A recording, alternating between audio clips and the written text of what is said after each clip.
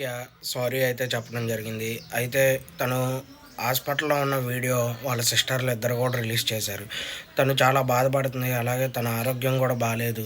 తనకేమన్నా అయితే మాత్రం అది మీరు ట్రోల్ చేసిన విధానం బట్టే అని మాట్లాడటం అయితే జరిగింది.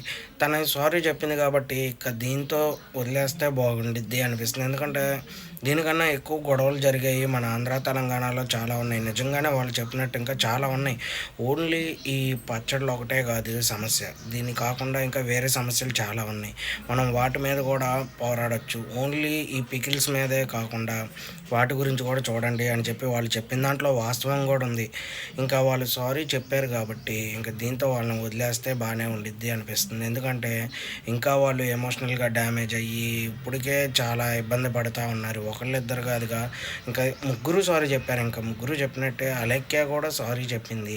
ప్రెజెంట్ అయితే తను హాస్పిటల్‌లో ఉందంట. అందుకని వీడియో చేయడం కుదరలేదు. తర్వాత చేపిస్తామని చెప్పి వాళ్ళ సిస్టర్‌లు చెప్పడం అయితే జరిగింది.